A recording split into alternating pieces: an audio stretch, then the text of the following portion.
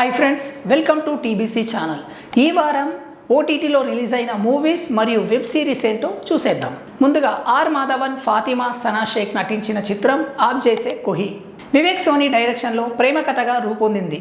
Karan Johar produce చేసిన ఈ movie నెట్ఫ్లిక్స్లో ప్రస్తుతం స్ట్రీమింగ్ అవుతుంది. సోషల్ మీడియా ద్వారా 40 ఇయర్స్ వ్యక్తితో ప్రేమలో పడిన 30 ఇయర్స్ మహిళ చుట్టూ ఈ మూవీ స్టోరీ తిరుగుతుంది. తెలుగు మరియు హిందీలో చూడొచ్చు.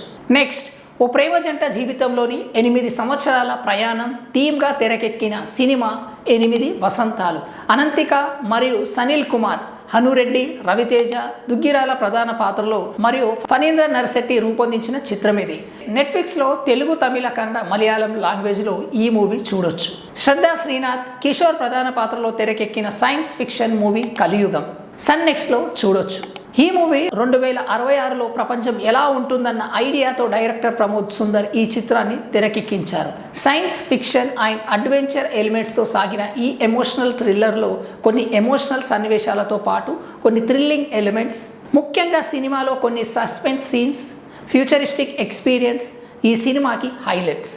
శక్తి పాత్రలో కిషోర్ యాక్టింగ్ బాగుంటుంది. నెక్స్ట్, టొవినో థామస్ కీలక పాత్రలో నటించిన action drama movie Narivetta Kerala box office వద్ద పాజిటివ్ టాక్ సొంతం చేసుకున్న ఈ సినిమా సోనీ లీవ్లో అందుబాటులోకి వచ్చింది. ప్రస్తుతం మలయాళం, తెలుగు, తమిళ, కన్నడ, హిందీ ఆడియోతో సినిమాను చూడవచ్చు.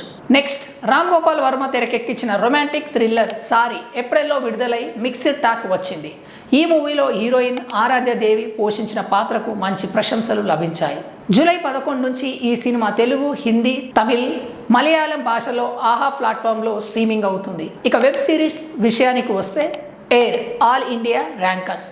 ఈ వెబ్ సిరీస్ను జోసెఫ్ క్లింటన్ డైరెక్షన్లో హర్ష రోషన్, భానుప్రకాష్, సునీల్ ప్రధాన పాత్రలో నటించారు.